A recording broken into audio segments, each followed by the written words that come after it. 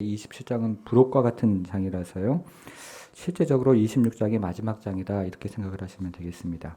여러분 그러면 레위기가 어떤 내용으로 마무리를 합니까? 축복과 저주로 마무리를 합니다.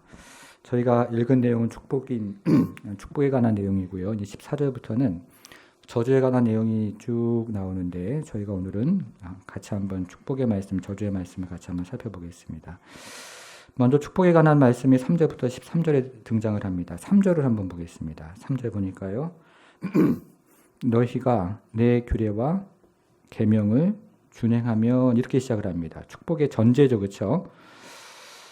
너희가 내 규례와 계명을 준행하면 이것이 축복의 전제입니다. 그러면 어떤 축복이 있습니까? 크게 네 가지로 나누어서 말씀을 하고 있는데요. 첫 번째 축복은 이제 수학의 축복입니다. 4절과 5절을 한번 보겠습니다. 4절, 5절 같이 한번 읽어보겠습니다. 시작. 내가 너희에게 철에 따라 비를 주리니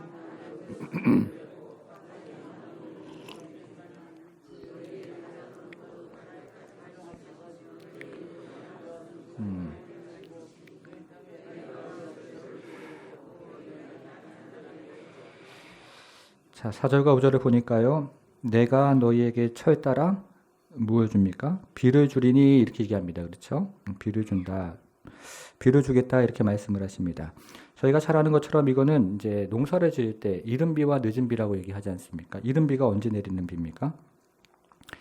저희로 얘기하면 가을이죠. 그렇죠? 10월이나 11월 달에 이른 비가 내리고 늦은 비가 3월 달, 4월 달에 이렇게 내립니다. 그래서 씨를 뿌릴 때 비가 필요하고 수확을 거둘 때 이제 비가 필요한데 그때 하나님께서 축복으로 비를 주시겠다 이렇게 얘기를 합니다. 그래서 5절 마지막 쯤을 보니까요. 너희가 음식을 배불리 먹고 너희의 땅에 안전하게 거주하리라 이렇게 말씀합니다. 여러분 이게 축복의 말씀입니다. 그렇죠? 음식을 배불리 먹는 것, 땅에 안전하게 거주하는 것 이것이 하나님 주시는 은혜인 것입니다. 하나님 주신 축복인 것이죠. 자, 이제 두 번째는요. 6절부터 8절인데요. 6절 시작을 보니까 이렇게 말씀을 하죠. 내가 그 땅에 무엇을 주십니까? 평화를 줄 것인즉 이렇게 얘기합니다. 평화를 주시겠다는 것입니다. 그것을 구체적으로 그 평화가 무엇인가 하는 것을 두 가지로 나누어서 말씀을 하는데요. 계속 한번 보겠습니다.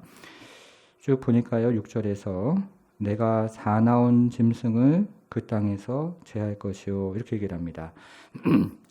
여러분 저희도 전에 이제 그 어렸을 때 전래동화 기억나십니까? 햇님 달님 이런 거 보면 호랑이가 등장하고 그러지 않습니까?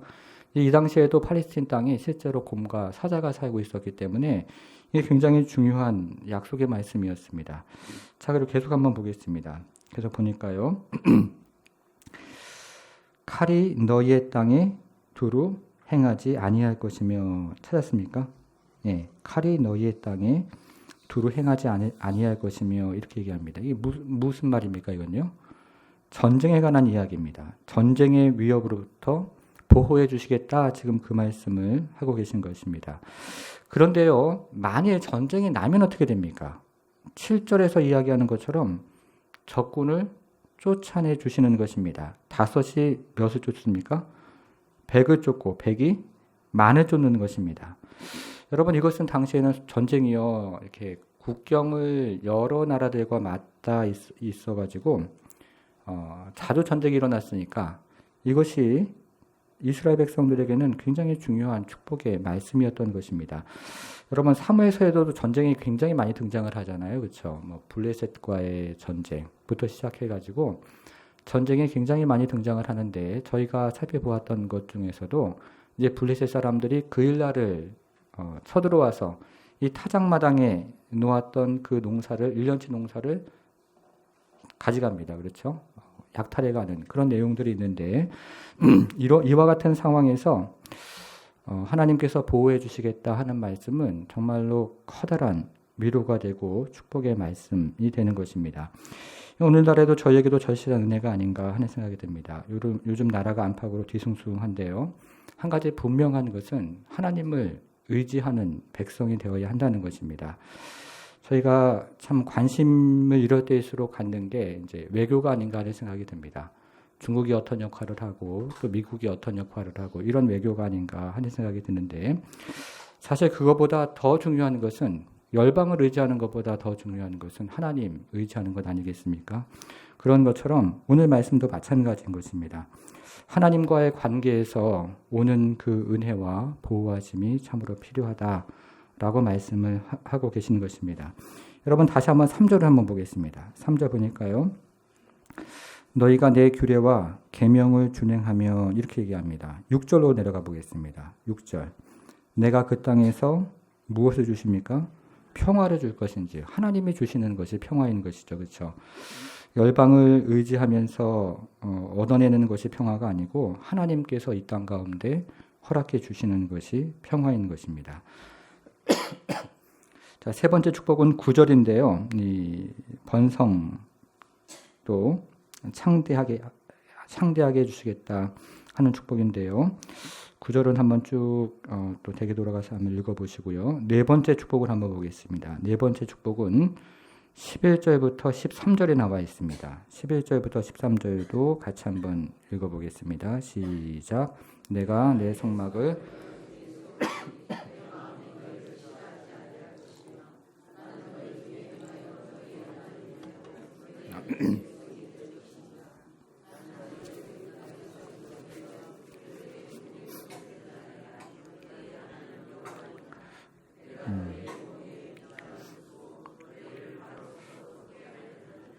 네. 자, 이것은 어떤 축복입니까? 11절 보니까요. 내가 내 성막을 너희 중에 세우리니 이렇게 얘기를 합니다. 그런 다음에 12절을 보니까요. 나는 너희 중에 행하여 라고 이렇게 얘기를 합니다. 하나님이 거하시는, 하나님이 임재하시는 축복에 대해서 지금 말씀을 하고 계시는 것입니다. 특별히요. 내가 너희 중에 행하여 12절 나와 있는 이 말씀은 문자 그대로 번역을 하면 하나님께서 걸어 다니신다 이런 뜻으로 되어 있습니다.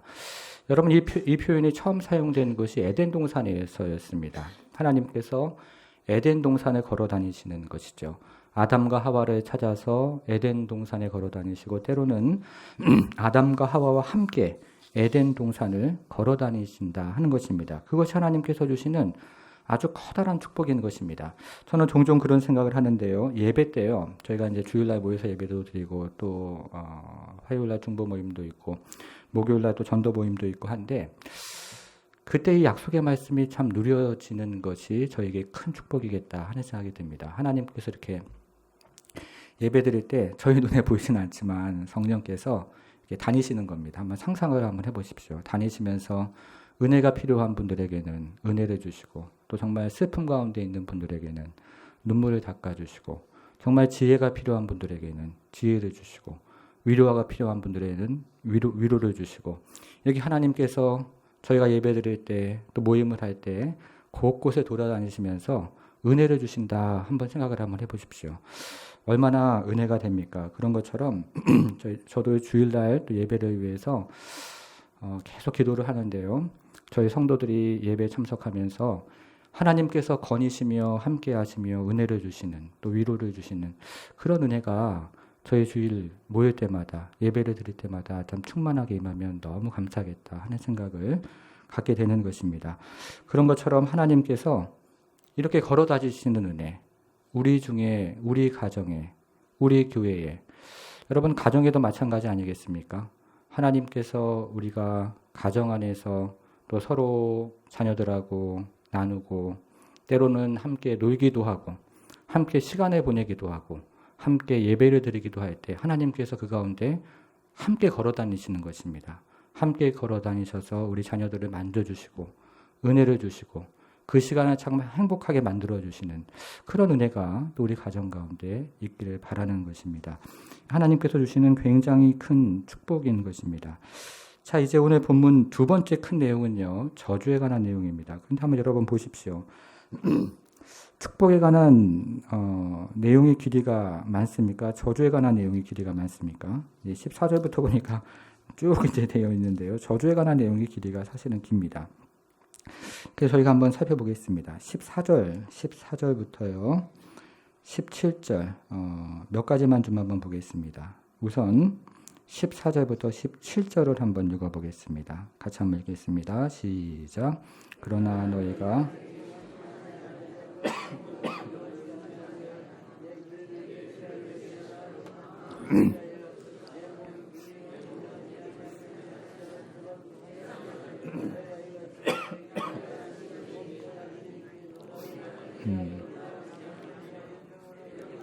눈이 어둡고 생명이 쇠약하게 할 것이요 너희가 파종되는 것은 헛되리니 너희의 대적이 그것을 먹을 것이며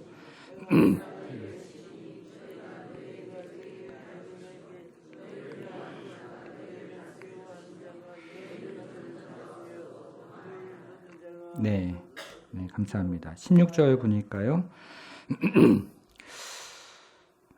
곧 내가 너희에게 놀라운 재앙을 내려 폐병과 열병으로 눈이 어둡고 생명이 쇠약하게 할 것이요 이렇게 얘기를 합니다.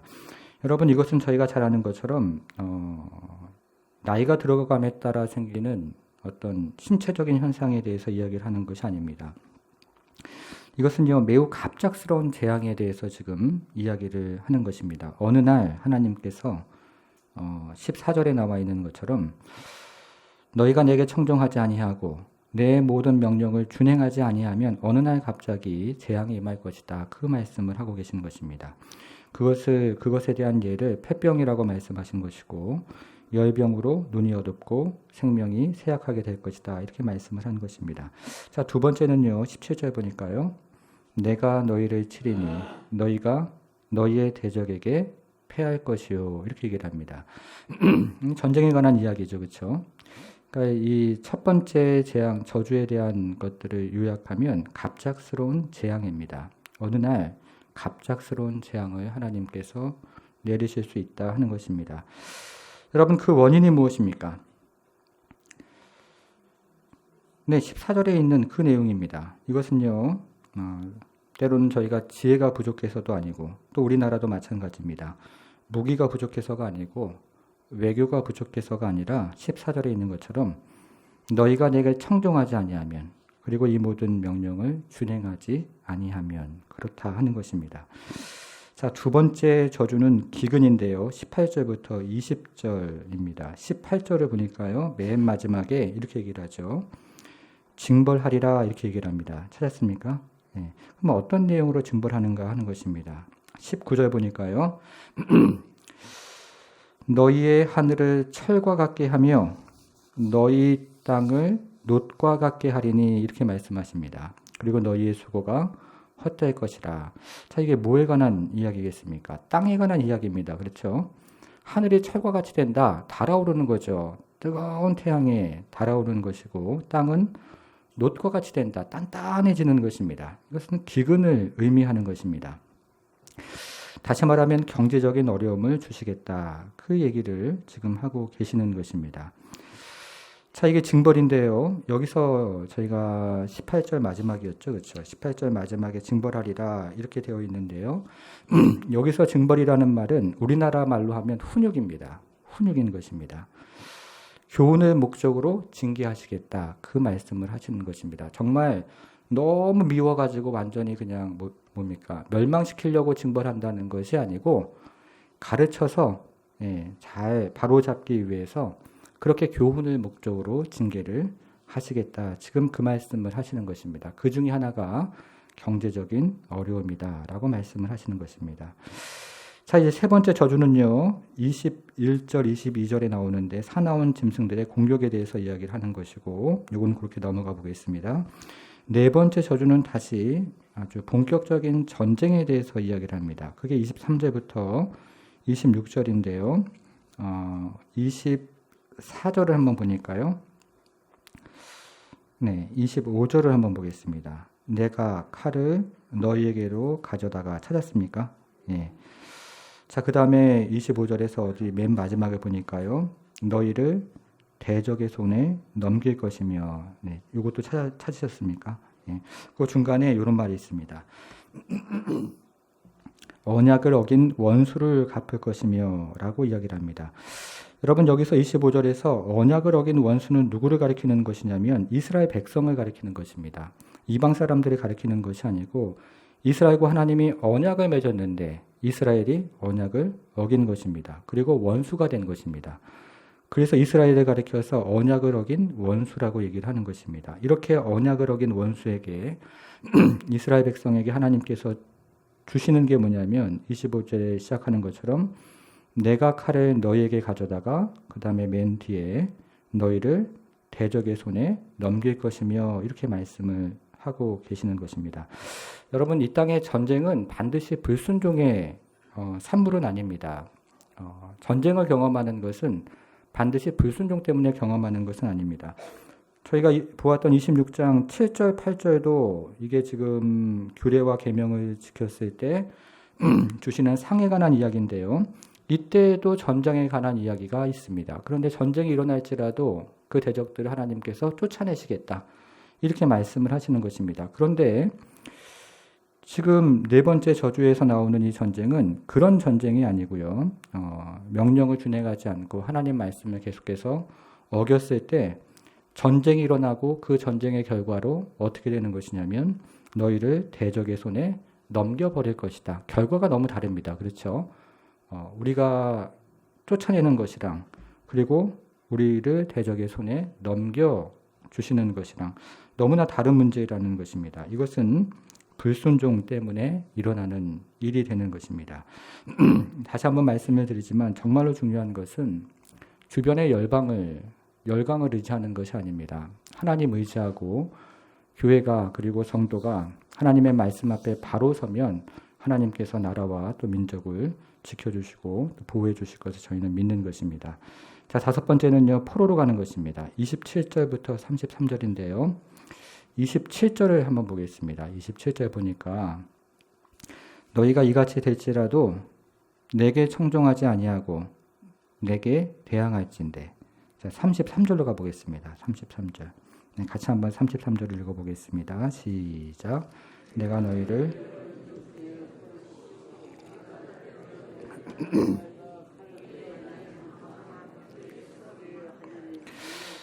네, 계속해서 청종하지 아니하고 대항하면 어떻게 됩니까? 여러 민족 중에 흩어버리겠다고 말씀을 하시는 것이죠. 그렇죠? 포로로 끌려가는 것입니다. 그리고 살고 있던 성읍은 황폐하게 되는 것입니다. 자, 그러니까요, 세 번째 책망까지는 사실은 훈육을 위한 책망이었습니다.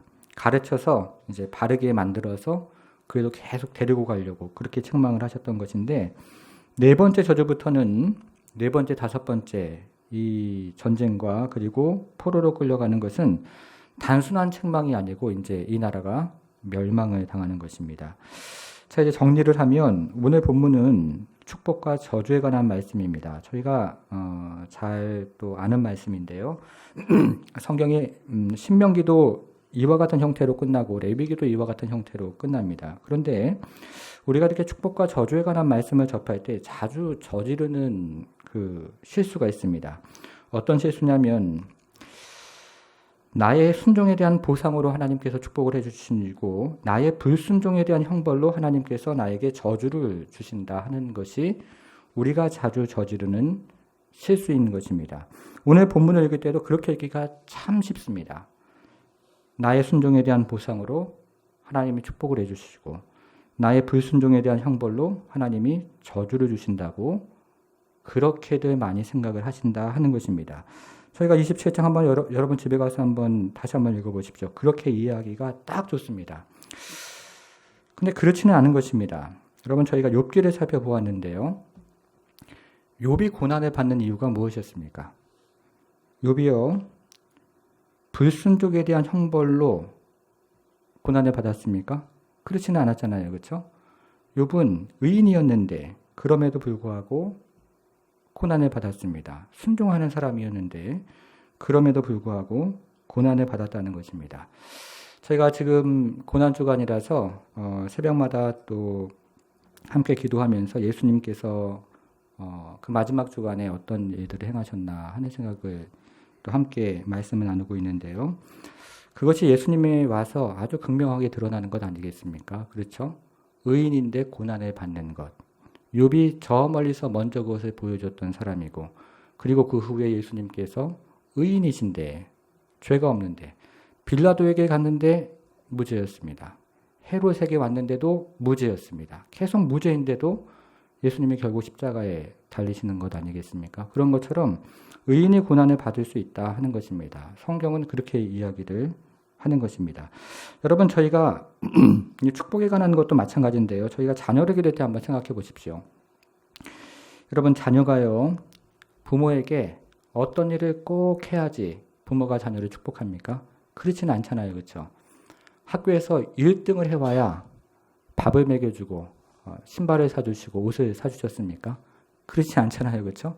1등 하지 않아도 때가 되면 밥 먹여주고 또 신발 사서 주고 또 옷도 입혀주고 그러지 않았습니까? 그런 것처럼 하나님의 자녀이기 때문에 하나님은 그의 자녀들에게 축복을 해주시는 것이지, 자녀가 꼭 1등을 해와야, 그리고 꼭 사회에서 성공을 해야 부모가 자녀에게 축복을 해주는 건 아니라는 말씀입니다. 자, 저희가 그거를 한번 좀 살펴볼게요. 창세기 1장 27절, 28절을 한번 보겠습니다. 저 앞에 화면에 있는데요. 창세기 1장 27절 보이십니까? 네, 같이 한번 읽어볼게요. 시작. 하나님이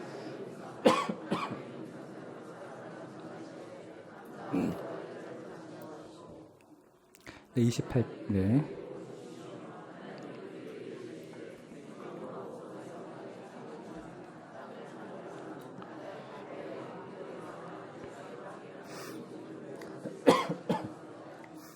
다시 한번 27절을 한번 비춰주셔요. 하나님이 자기 형상 곧 하나님의 형상대로 사람을 창조하시고 남자와 여자를 창조하시고. 자, 그 다음에 바로 28절이 나오죠. 28절 처음 보니까요. 하나님이 그들에게 복을 주시며 라고 했습니다. 그렇죠?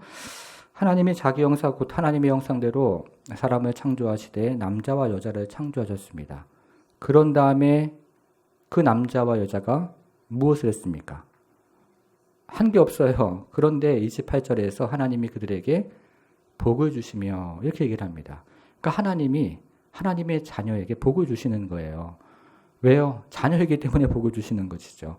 하나님이요, 처음에 아담과 하와를 만든 다음에 가장 먼저 하셨던 일은 그들이 무엇을 해서 복을 주셨던 것이 아니고 자녀이기 때문에 하나님이 복을 주시는 것입니다. 그게 성경 말씀인 것입니다. 그런데 어떻게 됩니까? 이 관계가요, 아담과 하와의 불순종 때문에 완전히 깨어졌습니다. 사람이요, 하나님의 복을 거부할 수가 있습니다. 그리고 자신의 저주를 오히려 선택을 할 수가 있습니다. 그러면서 온 땅에 그 죄가 퍼져나가기를 시작합니다. 그래서 창세기 11장이 되면 그 사건이 바벨탑 사건으로까지 이제 올라가게 되는 것입니다.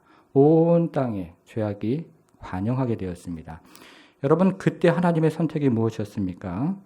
아브라함을 통해서 다시 한번 하나님께서 원래 의도하셨던 그 계획을 이 땅에 실현하는 일이었습니다. 창세기 12장 1절부터 3절을 한번 보겠습니다. 네, 나옵니까? 창세기 12장 1절부터 3절. 네, 성경을 한번 펴보겠습니다. 네. 창세기 12장 1절부터 3절입니다.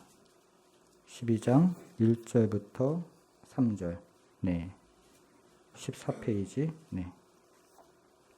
네, 같이 한번 읽어보겠습니다. 1절부터 3절 시작. 여호와께서 아브라함에게 이르시되 너는 너의 고향과 친척과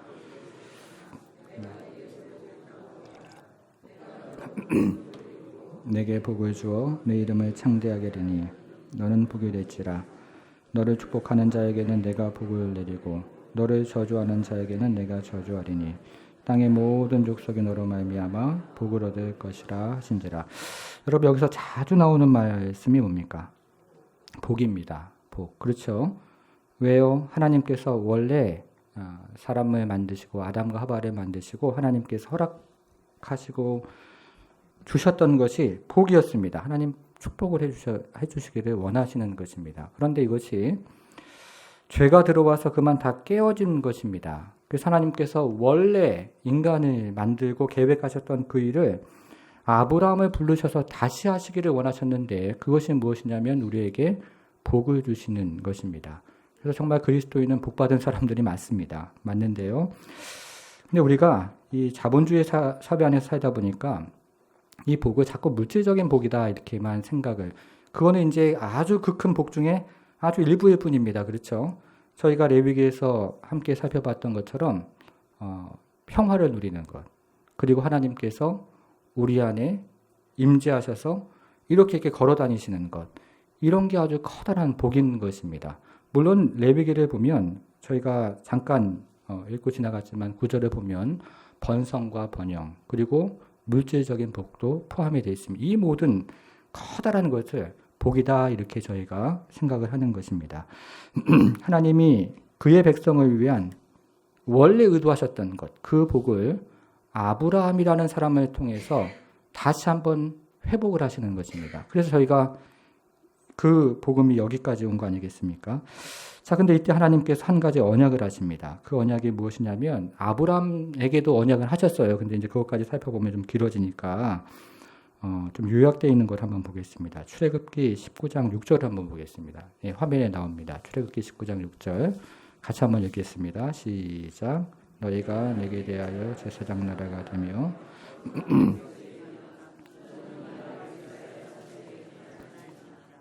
자, 이거는 언약입니다. 하나님께서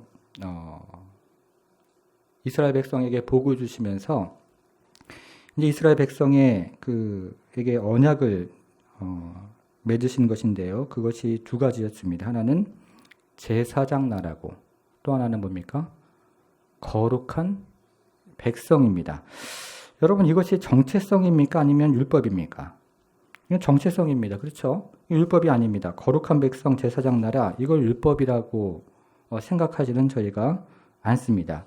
여러분, 저희가 자녀들에게요, 내가 너의 아버지고 너는 나의 아들이니까 나의 자녀답게 살아라, 이렇게 얘기를 하는 것입니다. 지금 하나님께서 이스라엘 백성들에게 내가 너의 아버지고 너는 나의 아들이니까 나의 성품을 닮아서 너는 제사장 나라가 되어야 하고 거룩한 백성이 되어야 한다. 죄짓지 말고 하나님의 백성답게 살아라. 이렇게 지금 말씀을 해주시는 것이죠. 이건 율법이 아니고 하나님의 백성이 가져야 하는 정체성에 대해서 말씀을 하고 계셨던 것입니다. 여러분, 그래서요, 그러면 여기서 두 가지였는데 그 중에서 거룩한 백성이 되는 것이 무엇인가 하는 것입니다. 거룩한 백성이 되는 것이 무엇입니까? 그것은 우리가 지금까지 살펴보았던 레위기 말씀 안에 나와 있는 것입니다. 그렇죠? 레위기 말씀을 처음부터 끝까지 이렇게 살펴보면 그게 거룩한 백성으로 살아가는 것이 무엇인지에 관한 이야기가 거기 다 담겨 있는 것입니다. 저희가 제사제도도 살펴보았고요. 몇 가지였습니까? 제사제도. 번제, 소제, 화목제, 속건제, 속죄제. 5가지 아니었습니까? 그렇죠? 그런 다음에 또 정한 것이 무엇이고 부정한 것이 무엇이고 이런 내용도 살펴봤고요. 레위기 16장에서는 대속죄일에 대해서도 살펴봤습니다. 1년에 한 번 국가적인 죄악이나 그리고 5가지 제사로 씻겨지지 않는 그 죄악에 대해서 회개할 수 있는 기회를 하나님 주셔서 다시 한번 하나님 앞에 나아갈 수 있는 그런 은혜도 하나님 허락해 주신 것입니다. 그리고 그 이후의 내용을 읽어보면 삶에서 거룩한 백성으로 살아가는 것이 무엇인지를 이방 민족과 다르게 하나님의 백성의 정체성을 가지고 살아가는 것이 무엇인지를 쭉 이렇게 말씀을 해 주셨다는 것입니다. 그러니까 레위기가 지금 출애굽기 19장 6절에 있는 거룩한 백성을 풀어서 26장, 27장까지 쭉 설명을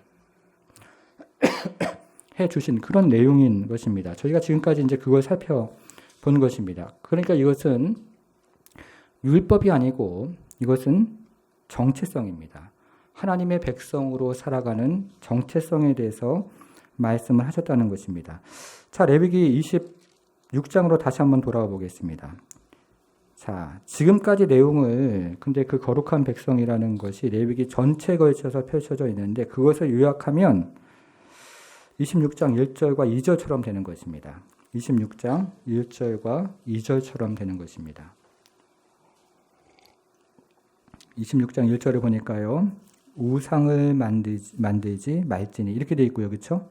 네, 2절을 보니까 너희는 내 안식일을 지키며 이렇게 되어 있습니다. 요약을 하면 이것입니다. 우상을 만들지 말고 안식일을 지켜라 하는 것입니다.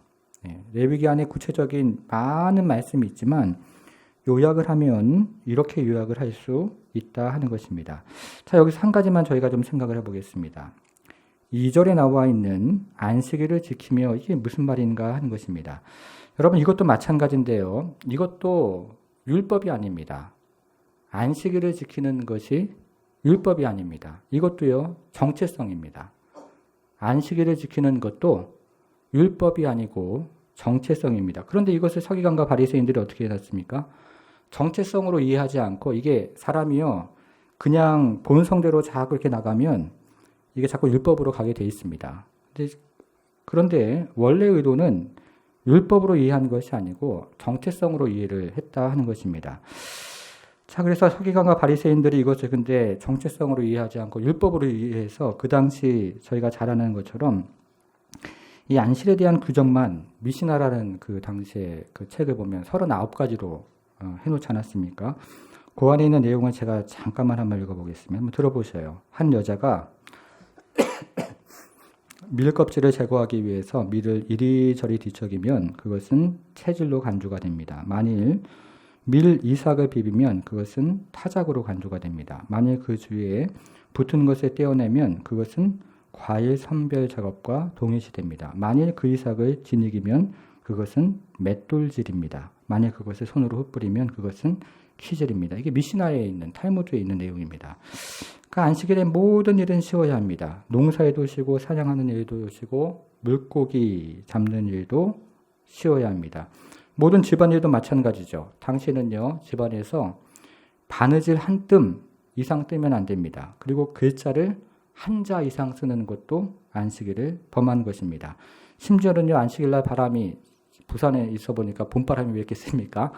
이 바람이 슉 불어가지고 지붕이 날아가잖아요. 그래서 하늘이 보이는데도 안식일날은 그 지붕을 이으면 안 되는 것이죠. 그냥 비가 오나 눈이 오나 뻥 뚫린 채로 안식일은 그대로 있어야 하는 것입니다. 근데 저희가요, 저희 한국교회가 비슷하게 안식일을 이해를 했어요. 그래서 율법으로 자꾸 이해를 합니다. 여러 번 말씀을 드려도 이게 저희가 들은 게 그동안 많이 있어가지고 이 안식일을 지키는 것을 율법으로 참 이해하기가 쉽다는 것입니다. 그러나 안식일은요, 하나님 백성의 정체성입니다. 제가 그거를 잠깐만 좀 설명을 한번 해보겠습니다. 성경에서 나오는 가장 특별한 단어를 뽑으라면 카도시라는 단어가 있습니다. 히브리 말인데요. 이 히브리 말은 굉장히 신비롭고 굉장히 장엄하다 이런 뜻을 가지고 있습니다. 근데 우리나라 말로 이거를 표현할 방법이 없어요. 그래서 그 말을 가장 가깝게 표현하는 것이 거룩이라는 말입니다. 거룩이라는 말. 자, 그러면 이 거룩이라는 말이 성경에서 제일 먼저 어디에 사용되었는가 하는 것입니다. 창세기에 제가 전에 한번 말씀을 드린 적이 있습니다. 창세기에 한 군데 사용이 되어 있는데요. 이 거룩이라는 말이 창세기 2장 3절에 있습니다. 여러분, 이 거룩이란 말이 가장 먼저 사용된 것이 성경에서, 저 한번 보겠습니다. 제가 한번 읽어볼게요. 시작. 하나님이 그 일곱째 날을 복되게 하사 거룩하게 하셨으니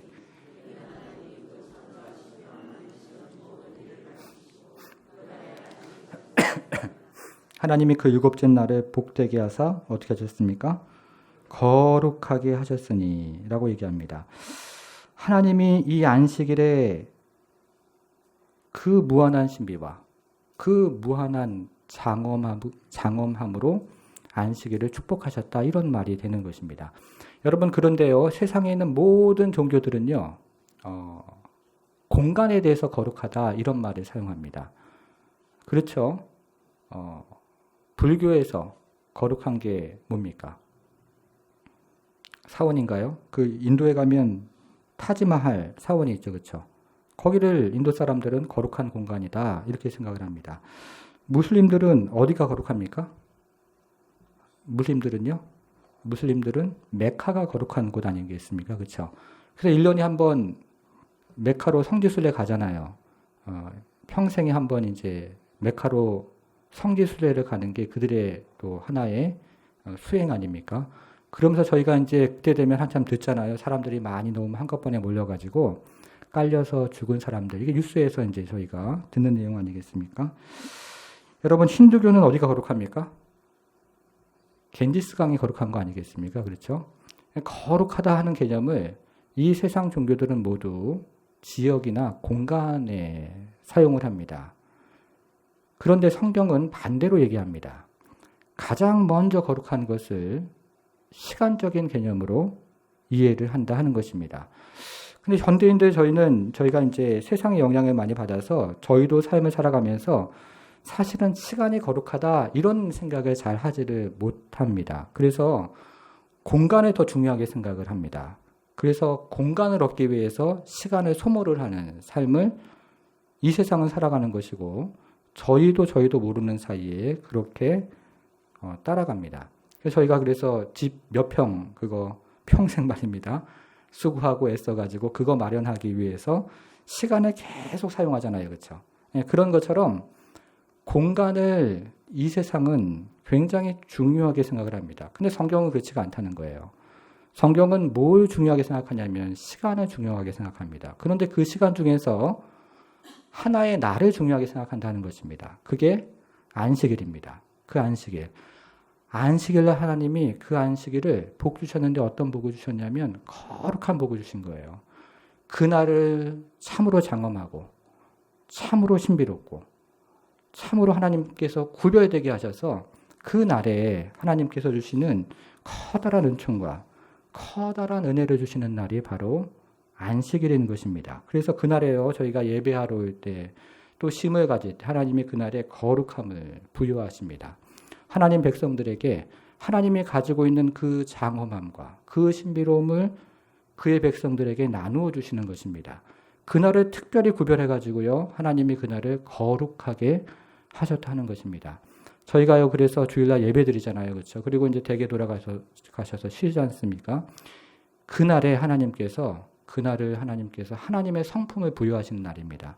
하나님의 성품을 나누어 주시고 그 거룩을 백성들에게 허락하시며 그래서 그날에 회복과 쉼이 있는 그런 날로 하나님께서 제정을 하신 것입니다. 자, 이날 한 가지 은혜를 더 주셨습니다. 자, 창세기 2장 3절 다시 한번 보겠습니다. 2장 3절 보니까요. 창세기 2장 3절 나오네요. 하나님이 그 일곱째 날을 복되게 하사라는 말입니다. 복되게 하사. 거룩하게 하셨으니. 자, 거룩이 그 히브리 말로 카도시라고 제가 말씀드렸는데 이거 번역하기가 참 어려운 단어입니다. 그 무한한 신비로움과 무한한 장엄함과 정말 하나님께서 주시는 그 성품을 부여하는 그날이 바로 안식일이다, 주일이다 하는 것입니다. 그리고 또 한 가지를 그날 하나님께서 우리에게 은혜로 주시는 것이 있는데요. 그것이 복되게 하사 하는 말입니다. 2장 2절을 한번 보겠습니다. 2장 2절. 복되게 하시는 것이 무엇일까 한번 생각을 해보는 것입니다. 자, 2장 2절 화면에 나오는데 저것도 같이 한번 읽어보겠습니다. 시작. 하나님이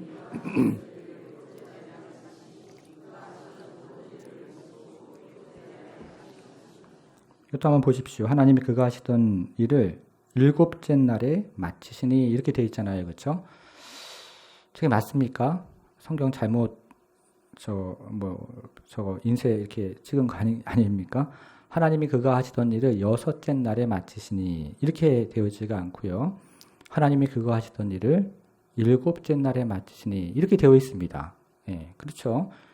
저기만 저렇게 되어 있는 게 아니라 여러분 성경이나 제 성경이나 다 저렇게 되어 있습니다. 하나님이 그가 하시던 일을 일곱째 날에 마치시니 하나님이 6일 동안 세상을 창조하신 게 맞습니다. 그리고 그 세상은 너무나 완벽했고 너무나 아름다웠습니다. 그런데 한 가지가 빠졌습니다. 무엇입니까? 안식이 빠졌습니다. 그래서 하나님께서 이 일곱째 날에 안식을 창조하신 것입니다. 그래서 저희가 지금 바라보는 창세기 2장 2절에 하나님이 그가 하시던 일을 일곱째 날에 마치시니 라고 말씀을 하고 계시는 것입니다. 일곱째 날에는 안식을 창조하신 것입니다. 근데 이 안식에는 두 가지 뜻이 있습니다. 한번 들어보세요.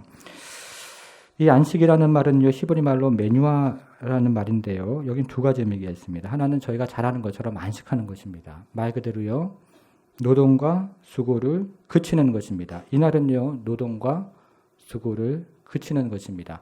여러분 그것이 믿음이에요. 노동과 수고를 그치는 것이 믿음입니다. 노동과 수고를 안식일날, 주일날 그치는 것은 하나님이 우리를 대신해서 안식일날 일해 주십니다 하는 고백인 것입니다. 그렇기 때문에 거기에는 믿음이 수반되는 고백인 것입니다. 자, 두 번째. 근데 여기에는요, 노동과 수고를 그만둔다 하는 이상의 의미가 있습니다. 샬롬을 창조한다 이런 의미가 있습니다. 샬롬을 창조하는 것입니다. 일주일 동안 살면서 저희가 세상에서 살면서요 이렇게 마음에 평온이 깨어질 때가 있어요. 육체적인 밸런스도 깨어질 때가 있습니다. 바로 그 샬롬을 하나님이 그날 다시 회복을 시켜주신다 하는 그 약속을 주신다 하는 것입니다. 일주일 동안 살면서 깨어진 평안을 이날 다시 한번 회복하고 또 일주일 동안 이렇게 살아가면서 밸런스가 깨어지는 것도 이날 하나님 다시 한번 우리에게 회복해 주시겠다라고 약속을 해 주시는 것이고요. 우리가 일주일 동안 살아가다가 또 사람과의 관계에서 인간적인 또 부딪힘이 있어서 마음 가운데 있는 평온을, 평강을, 샬롬이 깨어지는 경우가 있습니다. 그런데 하나님께서 이날 이것도 회복시켜 주시겠다 하는 것이 안식일의 의미가 되는 것입니다. 쉼의 의미와 더불어서 하나님이 샬롬을 창조하시는 것입니다. 그것이 안식일인 것입니다. 그게 하나님께서 복을 주시겠다 하는 말의 원래 의미가 되는 것입니다. 그러니까 안식일이요, 두 가지를 하나님께서 우리에게 주시는 것입니다. 하나는 거룩함을 주시는 것입니다. 당신의 그 성품을 저희에게 나누어 주시는 것이 주일에 저희가 경험하는 것입니다. 그리고 또 하나는 하나님이 주일에 복을 주시는 것입니다. 복을 주셔서 안식을 주시고 샬롬을 주시는 거예요. 그래서 깨어진 것, 우리 가운데 상처난 것, 우리 가운데 꼬매야 할 것, 이런 것들을 하나님이 치유해 주시고 회복해 주시고 은혜를 주시는 것입니다. 여러분, 그러니까 안식일은 이것도 율법이 아닙니다. 이것도 하나님께서 우리에게 주시는 정체성의 의미로 안식일을 주신다 하시는 것입니다. 그러니까 안식일날 어디 가겠어요? 하나님께서. 그렇죠. 예배와 그리고 쉼을 통해서 하나님이 거룩하게 하시고 복을 주시는데 산에 가면 그게 나옵니까? 바다에 가면 그게 나옵니까? 나오지 않습니다. 하나님이 주셔야 회복되는 것이 인간인 것입니다. 그래서 저희가 안식일 하나님 앞에 나와서 예배드리고 또 하나님 앞에 나와서 경배하고 그러면서 하나님이 우리 안에 있는 것들을 치유하시고 회복하시고 그런 은혜를 경험하는 것입니다. 여러분, 그런데 요즘 세상을 살아가면서 이 안식일을 지키는 것이 쉽지가 않습니다. 물질적인 손해로 감수를 해야 되는 부분도 있고요.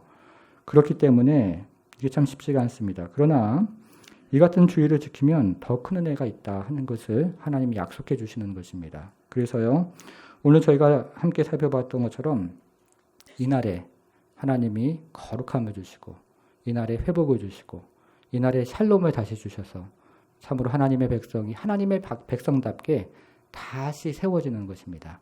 여러분, 저희가 주일마다 또 그런 은혜가 있기를 바랍니다. 이번 주일에도 저희가 부활주일로 하나님 앞에 나가는데요. 정말 부활의 그 의미와 또 생명이 우리 가운데 누려져서 이 안식일을 하나님 주시는 참으로 그 거룩한 은혜와 또 복된 은혜가 우리 가운데 누려지기를 바랍니다.